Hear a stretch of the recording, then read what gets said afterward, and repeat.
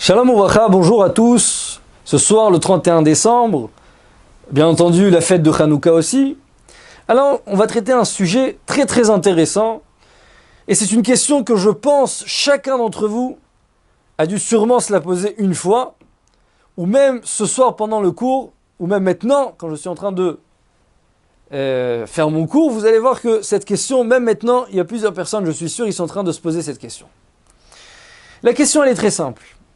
On sait que le Talmud Torah, comme ça c'est écrit dans la Mishnah, Talmud Torah, l'étude de la Torah, Keneged Kulam, ça équivaut toutes les mitzvot. La question qu'il se pose, on écoute un cours de Torah, où je fais un petit enseignement de Torah, j'étudie par exemple une page de Gemara, je vais donc à la synagogue, il y a le rabbin, il fait un beau discours, il fait par exemple une étude sur une page de Gemara, d'accord, de Talmud, ou peu importe quel autre enseignement, donc j'étudie la Torah. Mais tout de suite me vient une question, je me pose une question, je me demande, en quoi cette étude-là, elle est tellement importante, alors qu'il y a des personnes qui sont bien plus érudits que moi. Ils connaissent cette page de Gemara par cœur. Ils la connaissent sur chaque mot. Il y a des personnes comme ça, vous lui demandez qu'est-ce qui est écrit dans telle ligne, il saura vous dire par cœur qu'est-ce qui est écrit. Donc il y a des personnes qui sont beaucoup plus importantes, beaucoup plus intelligents que moi, qui connaissent cette page de Gemara déjà. Ils connaissent cette page de Talmud. Alors en quoi, moi, qui suis loin de la Torah, je fais... même Shabbat, c'est difficile pour moi à accomplir, c'est difficile pour moi à garder. Alors en quoi cette étude de Torah, elle est tellement valorisée, elle est tellement importante aux yeux d'Akadosh Baruch Hu, aux yeux d'Hachem. La même chose pour ce cours. Vous êtes tous en train de vous poser la question, mais en quoi ce cours, il est si important? Il est si valorisé. Pour quelle raison je suis obligé maintenant de rester cloué chez moi à la maison?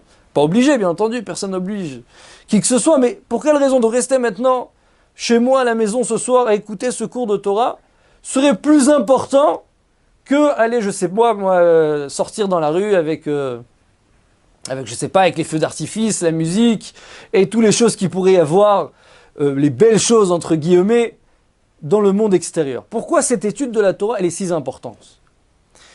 Alors on va donner une explication très profonde. Elle vient pas de moi, elle vient du Gaon de Vilna, donc comme son nom l'indique, le Gaon, c'est-à-dire que c'était quelqu'un d'une intelligence au-delà de l'entendement. Il explique comme ça. Il y a une Gemara très connue dans Masechet Nida. Là-bas, c'est rapporté comme ça. Le malach, l'ange, il vient et il apprend à l'enfant, au nourrisson, toute la Torah dans le ventre de sa mère, dans le ventre de sa maman, pendant tout le temps de la grossesse, pendant les 9 mois. Au moment de l'accouchement, le malach, il vient et il lui fait oublier toute la Torah. Il faut savoir, j'ai entendu de la bouche du Rav David Grossman, il raconte que cette histoire s'est véritablement passée une fois, il connaît même la personne, qui après avoir, c'est-à-dire après que sa mère, donc elle a accouché, quand il a commencé à grandir à l'âge de 2-3 ans, il connaissait toute la Torah. Le malach ne lui a, je sais pas, il y a eu peut-être un petit problème là-bas au moment de l'accouchement, mais en tout cas, le malach ne lui a pas fait oublier cette Torah. On voit que donc cette chose-là, cet enseignement, c'est quelque chose qui s'est passé il n'y a pas très longtemps, il y a une trentaine, quarantaine d'années. Et après, bon, bien entendu, c'était dangereux pour l'enfant, il y a des grands sages, ils ont fait des prières pour faire oublier toute cette Torah à l'enfant. En tout cas, donc, c'est écrit dans la Gemara que le malach, l'ange, il vient, il apprend toute la Torah à l'enfant. Alors, quand on lit le sens simple de la Gemara, on a l'impression que le malach, il lui apprend la Torah du début jusqu'à la fin. Ça veut dire qu'il lui fait apprendre tout ce qu'il peut y avoir dans le monde, toute Torah qui a pu être écrite ou enseignée, le malach, il vient et il apprend à l'enfant. Le Gaon de Vilna, il va expliquer que cette chose-là est faux. C'est pas vrai. C'est pas l'explication de la Gemara. Le Gaon de Vilna, il explique que le malach, l'ange, il va apprendre à l'enfant sa part de Torah qui lui est appropriée. Quelle est l'explication? C'est écrit dans le Shla. Dans le Shla Kadosh, c'est écrit, il y a une phrase que l'on dit dans la Tfila, le Shabbat, Veten chelkenu betoratecha. On demande à Kadosh Baruch Hu de nous donner notre part de Torah. Notre part de Torah, c'est quoi cette part? C'est écrit que le Sefer Torah, d'accord, donc le Sefer Torah, le livre de la Torah, il y a 600 000 lettres. 600 000 lettres, ça représente les 600 000 neshamot, les 600 000 âmes qu'il y a dans le clan Israël, dans le peuple d'Israël. Et au moment du Mahamad Har Sinaï, au moment où Akadosh Baruch Hu, il a fait descendre la Torah dans ce monde, alors il a attribué à chaque âme sa part de Torah. Sa part de Torah, c'est-à-dire qu'il a pris un morceau, une lettre de la Torah, et il lui a donné. Il lui a donné à cette âme. Le Gaon de Vilna, il dit comme ça. Il dit qu'Akadosh Baruch Hu, Veten Chelkenu Betorah, Terras compris le Shabbat, on demande à Akadosh Baruch Hu, donne-moi cette part de Torah. Alors pour expliquer ça un peu plus en profondeur, c'est écrit dans une Gemara dans Megillah, Yagata Umatzata Ta'amin. Ça veut dire que si tu fournis beaucoup d'efforts dans la Torah et tu as réussi à acquérir quelque chose, à comprendre quelque chose, alors Ta'amin, tu peux y croire. C'est-à-dire si quelqu'un vient te dire, j'ai fourni beaucoup d'efforts, j'ai essayé de comprendre la Torah et je suis arrivé à un but, c'est-à-dire j'ai réussi à comprendre quelque chose de la Torah, tu peux le croire parce qu'il a fourni beaucoup d'efforts. Mais quelqu'un il va te dire, non, moi, j'aurais pas eu besoin d'étudier la Torah tout seul, je connais la Torah, sans avoir besoin d'assister à aucun cours, sans avoir besoin de prendre aucun livre, je connais la Torah, ne le crois pas. Il dit des bêtises. Seulement, le Gaon de Vilna, il vient et il déduit des paroles de la Gemara. Dans la Gemara, c'est écrit comme ça. Yagata, tu t'es efforcé, ou matzata. C'est quoi matzata? Matzata, ça veut dire que tu as trouvé.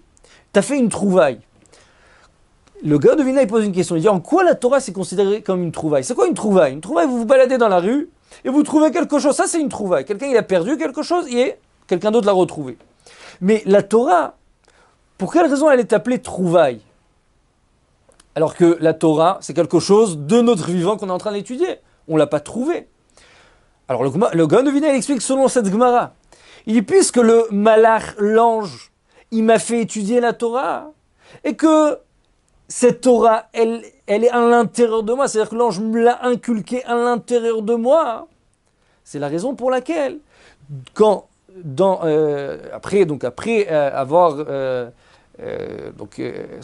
après être né dans ce monde, quand j'étudie la Torah, je retrouve quelque chose qui est déjà à l'intérieur de moi.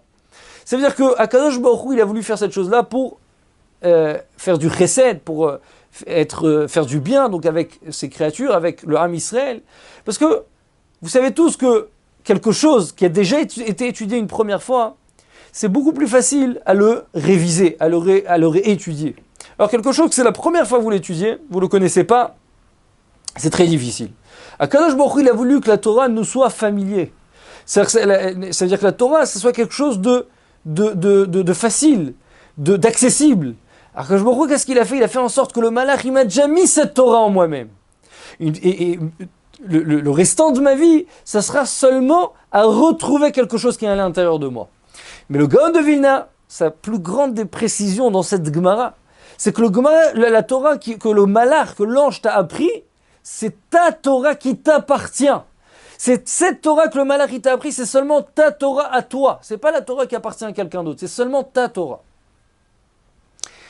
Pour expliquer ça un peu plus, pour donner un exemple, on va donner un exemple. Vous avez, je sais pas moi, on veut par exemple construire un bâtiment. Pour procéder à la construction du bâtiment, qu'est-ce qu'il faudra? Il faudra un architecte, il faudra un peintre, il faudra un maçon, il faudra toutes sortes d'ouvriers, d'accord, pour arriver à la finalisation de ce bâtiment. Alors, bien entendu, il y a l'architecte qui a un poste très important, même le plus important, et tous les autres ouvriers, chacun selon ce qu'il va réussir donc à donner de son savoir pour faire ce bâtiment.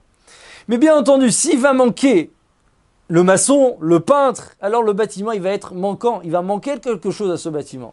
Ça veut dire qu'il va avoir par exemple tous les murs, mais il ne va pas avoir de peinture. Même si l'architecte il est présent, même si le maçon il est présent, et ainsi de suite, alors il va manquer quand même quelque chose à ce bâtiment. Il faut savoir que c'est exactement la même chose pour la Torah.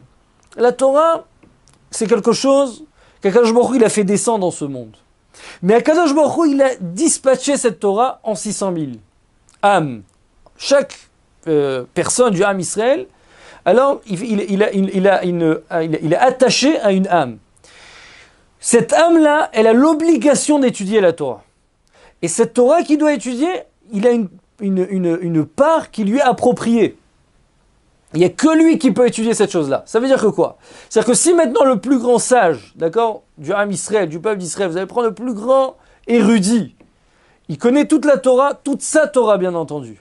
il pourra jamais remplacer l'étude de Torah, le cours de Torah que je suis en train d'écouter, que je suis en train de faire. Pour quelle raison? Parce que cette Torah, cette part de Torah, elle m'a été donnée, elle m'a été attribuée à moi et seulement à moi. Il n'y a personne d'autre qui peut venir la remplacer, c'est impossible, c'est irremplaçable. C'est la raison pour laquelle, quand moi j'étudie la Torah, à ce moment-là, je suis en train d'accomplir la volonté du divin, la volonté d'Akadosh Baruch Hu. Puisque sans moi, la Torah elle va être manquante, il va manquer quelque chose. Il faut savoir, c'est écrit dans le Tanya, que celui qui n'étudie pas sa part de Torah, alors il devra revenir dans ce monde, même après, malheureusement, avoir quitté ce monde, revenir en Gilgul, c'est-à-dire revenir dans ce monde pour réétudier, pour étudier cette part de Torah qui manque. Et d'ailleurs, ça peut expliquer aussi un passage de la Tfila. Dans la Tfila, c'est écrit, on dit comme ça, Aseleman Toratra. On demande à Kadosh Baruch Hu, à la fin de la Tfila, d'accord, Aseleman Kidushatra, Aseleman Toratra, fais pour ta Torah, ça fait en sorte que je puisse faire tchouva, que je puisse me repentir pour étudier la Torah. La question, mais comment moi je peux me permettre de demander à Kadosh Baruch Hu de faire quelque chose, de faire en sorte que je fasse tchouva pour la Torah? La Torah, elle a besoin de moi. La Torah, elle est entière, elle n'a pas besoin de moi. La Torah, elle est écrite déjà. En quoi la Torah elle a besoin de moi? D'après ce qu'on vient de dire, c'est très compréhensible. La Torah, sans moi, sans mon étude, elle va être manquante. Sans mon étude, il va manquer quelque chose dans ce monde. Il va manquer une part de Torah dans ce monde. Ça veut dire comme ça veut dire que chaque personne, à son niveau où il se trouve, le niveau le plus bas, mais il faut savoir que le petit cours de Torah qu'il aura écouté, cette petite parole de Torah, cette petite page de Torah qu'il a étudiée, alors que je me c'est vrai qu'il a donné à d'autres personnes un potentiel plus grand. C'est-à-dire le potentiel, ça va être considéré, comparé à l'architecte. Mais il y a d'autres personnes qui vont être comparées au petit ouvrier. C'est pas grave. C'est Akadosh Baruch Hu qui a décidé que ça se passe de cette manière-là. Mais il faut savoir que que chaque personne, elle a un rôle mais d'une importance primordiale. Ça veut dire que si tu ne fais pas cette chose-là, alors malheureusement la Torah elle va être manquante. Il va manquer une lettre de la Torah. Il va manquer donc on a dit 600 000 lettres, il va manquer une des lettres.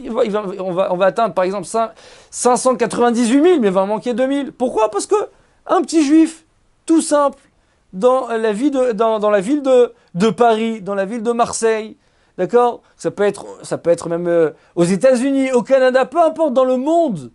Sa Torah qu'il est en train d'écouter, qu'il est en train d'étudier, elle est importante, elle est valorisée aux yeux d'Hachem parce que elle joue un rôle fondamental à toute l'humanité, à tout le but de la création qui est l'étude de la Torah. Pour vous raconter une petite histoire, c'est écrit comme ça. J'ai plusieurs histoires, pour comprendre un peu l'importance de la Torah et comment Akadosh Baruch Hu, quand quelqu'un il se tue pour la Torah, comment Akadosh Baruch Hu, il lui rend, mais de manière impressionnante. Alors je vous raconte une histoire très, très, très impressionnante que j'avais écoutée, pas écoutée, c'est la personne lui-même qui me l'avait racontée. J'étais une fois sorti d'un cours de Torah justement, et à la sortie, j'ai rencontré cet homme-là qui est un rave. Il est déjà âgé d'un certain âge, il doit avoir peut-être 50, 60 ans, il a déjà marié plusieurs enfants. Et cet homme-là, je l'ai connu, donc ce rave, je l'ai connu parce que j'étais donc dans le même endroit d'études. Je m'asseyais quelques bancs derrière lui, je voyais son assiduité à la Torah, comment il étudiait de manière sérieuse, d'accord, dans la Torah. Il était seul toute la journée à étudier. Alors, il m'a raconté qu'il avait beaucoup de problèmes de parnassa, d'accord, il a beaucoup de problèmes d'argent. Il a une grande famille de 10-12 enfants. Et donc c'était pour lui une période très difficile. Il passait une période très très difficile. Alors il raconte qu'un matin, son père, il l'appelle et il lui dit « Il y a un donateur qui s'intéresse à toi et voudrait te rencontrer. Est-ce que tu pourrais venir à tel endroit ?» Bon, bien entendu, il a des problèmes d'argent, de parnassa. Alors tout de suite, il va rencontrer le donateur. Le donateur, avant qu'il rentre donc, pour le rencontrer, il lui dit « Je sais que tu dois te poser une question. Pour quelle raison je t'appelle? D'où je te connais ?» Ah, lui dit « Sache que je te connais pas. Je t'ai vu une seule fois dans ma vie. C'est la fois où tu es venu donner un cours à tel et tel endroit. » Mais il lui a dit comme ça, il lui a dit, hier soir, j'ai fait un rêve, et dans mon rêve, il y a une voix céleste qui s'est évoquée en disant, on voyait comme ça ton visage, tu vois cet homme-là, c'est un Talmid Chacham, et il se tue pour la Torah. Il faut que tu l'aides à continuer l'étude de la Torah. Il dit, il faut impérativement que tu le rencontres et que tu l'aides financièrement. Le lendemain, il dit, je me suis levé, j'étais tout tourmenté, j'avais ce rêve comme ça qui Je savais pas comment essayer d'expliquer une chose pareille. Alors tout de suite, qu'est-ce que j'ai fait? Je savais que ton père, c'était telle et telle personne. J'ai appelé ton père t'a appelé. Et donc tu es venu, on s'est rencontrés. Alors il dit, voilà, bien que j'aide déjà beaucoup de personnes, puisque c'est Akadosh Baruch Hu, c'est Dieu lui-même qui veut que je t'aide, voilà de l'argent. Il lui a donné une grosse somme d'argent, il m'a montré, c'était le jour même où il est revenu donc avec son enveloppe bien remplie. Ce jour même, il est revenu avec cette liasse de billets et il lui a dit, dorénavant, je t'aiderai tous les mois pour étudier l'étude de la Torah. Une autre histoire avec cette même personne encore, il me raconte que plusieurs années auparavant, il devait marier son fils. Et pour lui, donc, c'était une période aussi très difficile, malheureusement. Il ne savait pas comment le marier. Et d'ailleurs, son fils voulait aussi se marier dans un... Ça devait être peut-être pendant les grandes vacances, toutes les salles coûtaient très cher. Donc lui, non seulement qu'il n'avait pas d'argent, mais en plus de cela, il fallait qu'il débourse beaucoup d'argent. Alors, il ne savait pas comment il fallait faire, il ne savait pas comment il allait faire. Il s'est dit, bon, Dieu, il veut que je marie mon fils, j'ai pas le choix, je prends sur moi. Il raconte que un mois et demi avant le mariage, donc il avait déjà préparé les cartes du mariage, il ne savait pas encore comment rembourser toutes ses dettes qu'il avait prises. Il rencontre quelqu'un, c'était un Argentin, il le rencontre, il dit voilà, il fallait que je te passe une carte, voilà, je vais marier mon fils dans un mois et demi. Voilà, si tu peux donc assister au mariage. L'Argentin, il prend la carte, il regarde la date. Il dit, tu sais que il se passe quelque chose d'incroyable. Pourquoi?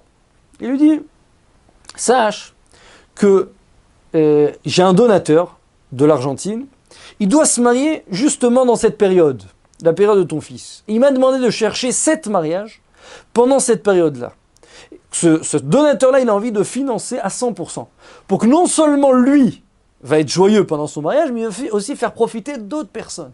Donc il dit, c'est impressionnant, toi tu es en train de me montrer une carte, d'accord, la carte du mariage de ton fils, qui est exactement pendant cette même période. Je vais lui envoyer au donateur, il va t'envoyer le chèque. Il me raconte, une semaine après, il a reçu la totalité de tout l'argent du mariage. Parce qu'on voit de là quelque chose d'impressionnant. Quand une personne, il se consacre à l'étude de la Torah, alors ça peut être cet homme-là qui se consacre à 100%, mais chacun à son niveau. Aller à une étude de Torah une fois dans la semaine, écouter un cours de Torah comme maintenant, faire quelque chose pour la Torah, il faut savoir qu'Akadosh Baruch Hu n'oublie rien. Akadosh Baruch Hu, il vous le rendra. Il vous le rendra, mais vous imaginez même pas combien de fois plus. C'est sûr, Akadosh Baruch Hu, il a toutes les clés entre ses mains. Il peut tout vous donner, la santé, l'argent, la parnassa. Ce qu'il veut, c'est qu'on applique la volonté.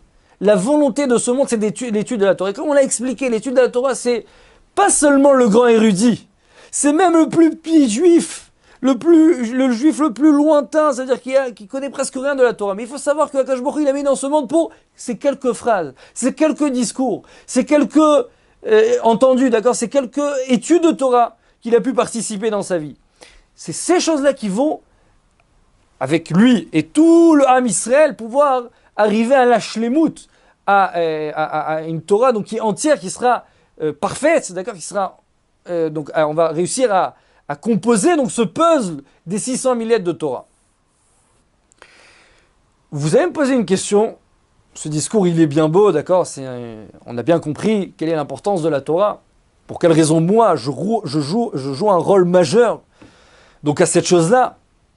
Mais c'est difficile. Quand on arrive sur le terrain, c'est difficile, d'accord. Voilà, quand maintenant on est le 31 décembre, on a tous envie de sortir dehors. On a tous envie de profiter de la vie. Il y a tellement de belles choses à l'extérieur que j'ai envie de profiter. Comment réussir à battre mon yetzer hara, à battre mon mauvais penchant? Alors à cette chose-là, il y a une très très belle, un très très beau enseignement, un très bon conseil qui est rapporté.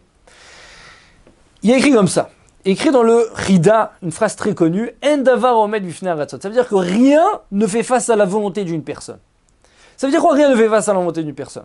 Apparemment, quelqu'un voudrait devenir, par exemple, chirurgien, avocat, businessman, médecin, au meilleur des cas, érudit dans la Torah.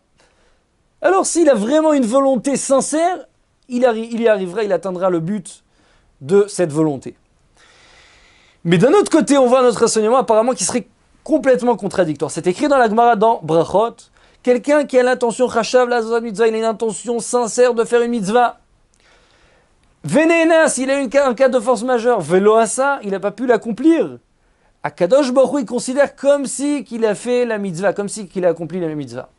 On voit dans cette Gemara, et c'est quelque chose qui nous arrive tous les jours, on veut assister à un cours de Torah. On veut aller étudier la Torah. On veut se lever le matin, aller à la prière. Mais malheureusement, à ce moment-là, j'ai un empêchement, j'ai un rendez-vous important, j'ai mes copains qui m'appellent pour aller, je sais pas moi, faire un bon match de football, j'ai ma femme qui me demande de garder les enfants, et ainsi de suite, plus chacun avec son histoire, chacun avec sa raison. Donc des fois, j'ai une bonne volonté, je veux étudier la Torah, ou j'ai le mauvais penchant qui prend le dessus, ou j'ai une raison valable, d'accord, une raison valable qui m'empêche donc d'étudier cette Torah, d'assister au cours, de faire ma prière, et ainsi de suite. Alors apparemment c'est contradictoire, tu m'as dit d'un côté, si tu as une volonté sincère, tu y arriveras, rien ne fera face, comme ça c'est écrit dans le Chida. De l'autre côté, c'est écrit dans la Gemara, non, des fois ça peut arriver, c'est ce qu'on vit dans la vie de tous les jours. Des fois quelqu'un il veut devenir médecin, malheureusement, il fait sa première, deuxième année, il échoue et il laisse tout tomber. Comment on comprend? La réponse elle est très simple et très profonde et magnifique. C'est que c'est quoi un davar omen mifnei ratzon? On va donner un exemple. Quelqu'un par exemple il vient avec son revolver, d'accord, avec son pistolet, il vous la met en face de vous, sur votre temple, il vous dit comme ça. C'est ou tu manges du porc, ou je te tue. Alors bien entendu, il pourra vous obliger à manger ce porc, il va vous obliger à transgresser l'interdit de la Torah. Mais imaginez-vous, il va vous dire, je t'oblige à changer ta volonté. Je veux que maintenant ta volonté à l'intérieur de toi, elle soit de manger du porc. Est-ce que cet homme-là, il peut pénétrer à l'intérieur de moi? Bien entendu, c'est impossible. C'est impossible. On ne peut pas changer une volonté d'un homme. Ça veut dire que quoi? C'est-à-dire que la chose qui m'est appropriée, la chose qui est à l'intérieur de moi, que rien au monde ne peut changer, c'est ma volonté. Ça veut dire que ma volonté, c'est quelque chose qui m'appartient à 100%. Entre parenthèses, on peut faire de ça tout un autre cours, c'est aussi le libre arbitre. Le libre arbitre, c'est la volonté. Puisque la volonté, c'est-à-dire que dans mes actions, on peut me les enlever, on peut m'empêcher. Ouais, je veux sortir de chez moi, on peut fermer la porte, d'accord, m'empêcher de sortir. Mais la volonté de sortir de chez moi, ça, personne ne pourra me l'enlever. Donc, la Gemara dans Brachot, elle te dit, tu as une volonté, la volonté, c'est ce qui t'appartient. Akadosh Baruch Hu, ce qu'il regarde, c'est la volonté de l'homme. Bien entendu, la volonté ne se termine pas à seulement vouloir, se termine à essayer de tout faire en sorte d'y arriver, d'atteindre cette volonté, d'accomplir cette volonté. Mais la volonté, c'est la chose qui m'appartient véritablement. Alors d'après cela, on peut comprendre un principe fondamental, comment arriver à convaincre son Yetzirah et à l'étude de la Torah. Alors comme on l'a dit, on a tous envie d'étudier la Torah. On a tous envie de profiter d'étudier la Torah sérieusement. Mais malheureusement, des fois, concrètement, sur le terrain, c'est très difficile. Comment y arriver? Comment y arriver? Alors des fois on voit, voilà, on essaye, première fois on prend sur nous d'aller dans l'étude de Torah, et d'un coup qu'est-ce qui se passe? On a un empêchement, on tombe. Alors on se dit, bon allez, je baisse les bras, c'est fini, je laisse tout. Pourquoi? Parce que toi tu as regardé tes actions. Mais tes actions, ils sont pas entre tes mains. C'est Dieu qui a la shlita, c'est Dieu qui domine tes actions. C'est le Yetzirah qui est là à te faire tomber. Mais ta volonté de le faire, ça personne ne pourra te l'enlever. Cette volonté, elle est inculquée, elle est à l'intérieur de toi. Personne ne pourra te l'enlever, personne ne pourra pénétrer à l'intérieur et y accéder.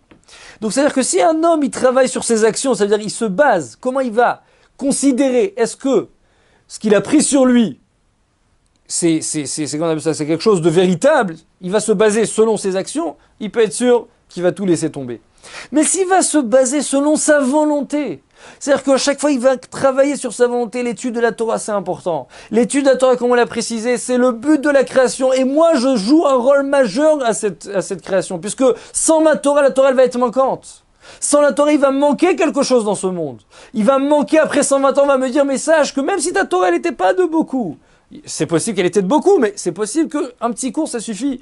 Une fois par semaine, 2 fois, 3 fois dans la semaine, ça suffit aux yeux d'Hachem pour que ça soit la même Torah que le plus grand des érudits de ce monde. Si tu te bats sur ta volonté, tu travailles sur ta volonté, alors même si dans ton action, tu ne vas pas y arriver, mais en travaillant ta volonté, un jour, tu arriveras aussi à accéder, à appliquer aussi, et à appliquer aussi dans l'action. Parce que ta volonté, c'est quelque chose qu'on ne peut pas t'enlever. Pour terminer, je vais raconter une belle histoire aussi, une autre histoire, deux autres petites histoires. On va pas essayer d'être pas très, pas trop se rallonger. Alors, il y avait une histoire comme ça que j'ai écoutée. Il y a une fois un Rav, il a fait un discours en disant, donc devant toute l'assemblée, il leur a dit c'est important, vous êtes dans votre voiture, d'accord? Parce qu'il y a plusieurs personnes, par exemple, ils disent moi je peux pas étudier la Torah, je suis toute la journée en voiture sur la route. Alors le Rav il a dit même quand vous êtes dans votre voiture, vous avez la possibilité de nos jours d'écouter des cours de Torah, des cours de halakha, des cours de leçons de morale et ainsi de suite. Il y a beaucoup de quoi écouter de nos jours. Et donc il y a quelqu'un, il a pris ça à cœur, il s'est dit dorénavant je rentre chez moi, je descends des cours sur internet, sur Torah Box, peu importe où. Et j'écoute de cours de Torah. Donc il a commencé à mettre premier cours de Torah, deuxième cours de Torah, comme ça chaque fois il voyageait des heures après heure, il écoutait, il était devenu vraiment un vrai érudit, parce qu'avec le temps, on ne se rend pas compte du temps perdu des fois dans les trajets, il a réussi à garder donc, à étudier beaucoup de choses seulement en écoutant.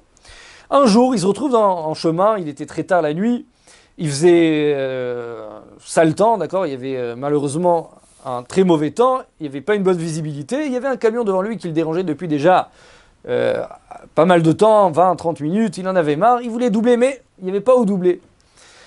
À la fin il en avait tellement marre, il s'est dit bon allez, je bifurque, je commence à doubler. Quand il commence à doubler, il entend un bruit de police, la sirène de la police. Qu'est-ce qu'il fait? Il revient tout de suite sur sa ligne donc, où il était. Et au même moment, à la même seconde, il voit un camion qui lui vient nez à nez en face. Nez à nez en face. Et là, d'un coup, il a son cœur qui se met à battre à 100 à l'heure, parce qu'il se dit, imagine-toi, si je n'avais pas écouté cette police qui est derrière moi, je serais mort, j'aurais foncé en face du camion. Et ça aurait été moi le fautif, parce que c'est interdit de doubler. Une fois qu'il se calme un petit peu, il regarde dans les rétros, et il voit qu'il n'y a pas de police. J'ai entendu la sirène police, j'ai pas rêvé. Il met un peu la cassette en arrière, et là d'un coup, qu'est-ce qu'il entend? Il entend que la sirène, il met le disque en arrière, il entend que la sirène c'était dans le disque, c'est dans le cours. Il se rend compte que le cours de Torah qu'il a écouté dans sa voiture, c'est ce cours-là qui lui a sauvé la vie. Alors vous allez vous demander, mais cette sirène, c'est un hasard. C'est un hasard, il y a 10 ans, 5 ans, 3 ans, quand ce cours il a été donné, il y a une police qui est passée à côté. Il faut savoir qu'il n'y a rien, il n'y a aucun hasard. Il n'y a aucun hasard dans ce monde. Si Akadosh Baruch Hu, il a fait en sorte que le sirène de police soit au même moment, c'est pour sauver cet homme-là qui a pris sur lui de l'étude de la Torah. Je vais raconter une autre histoire. Une fois, il y avait un homme, il allait tous les soirs étudier à son cours de Torah. Chaque fois qu'il allait, il s'endormait. Le Rav, il voyait une fois, 2 fois, 3 fois, 1 semaine, 2 semaines, 3 semaines, 1 mois. Il lui a dit, mais il a été lui poser des questions, il a pris après le cours, il a pris de côté. Il lui a dit, mais ça sert à quoi que tu viennes au cours de Torah? Tu t'endors à chaque fois. Cet homme-là, il lui a dit une réponse très très intelligente. Il lui a dit, il faut savoir que toute la journée je travaille. Mes enfants ne connaissent pas l'importance de la Torah. Mais quand je sors de chez moi le soir avec ma Gemara, ils savent pas mes enfants ce que je suis censé faire au cours. Je dors pas, ils savent pas. Cette chose-là que je leur inculque à l'intérieur de l'importance de la Torah, c'est seulement quand je sors de chez moi avec mon livre, même si je m'endors. Donc cette chose-là, je veux la garder, parce que je sais que même si moi, j'ai pas réussi à devenir un vrai érudit, mais je sais que mes enfants, grâce à ce mérite-là de sortir tous les soirs, à aller assister à un cours de Torah, je sais que c'est ça qui va les renforcer, et je sais que c'est ça qui va faire en sorte que toute leur vie, ils auront en tête que la Torah, c'est la chose la plus importante dans ce monde. Donc, Bezrat Hashem, que l'on puisse mériter ce jour de 31 décembre, d'étudier la Torah, de faire renforcer un maximum de personnes, faites partager ce cours, que chacun sache qu'il a un rôle très très très important dans l'étude de la Torah. Kadosh Baruch Hu, il a besoin de vous, il a besoin de moi, il a besoin de chaque juif qui est en train d'écouter ce cours. Parce que ce cours de Torah, ça va être mashlim, ça va compléter la Torah qui est manquante sans nous, sans notre étude elle est manquante. Cette Torah elle va être complétée grâce à nous. Que Bezrat Hashem, on puisse passer une bonne fête de Hanouka, qu'Akadosh Baruch Hu puisse vous donner, grâce à ce cours que vous avez pu écouter, il pourra vous le rendre 10 milliards de fois plus, en santé, en argent, en brachot, que Bezrat Hashem, on soit zoché, que le Mashiach puisse venir très très bientôt, mais vraiment dans les jours qui viennent. Bezrat Hashem, bracha ve'atzlacha, à très bientôt.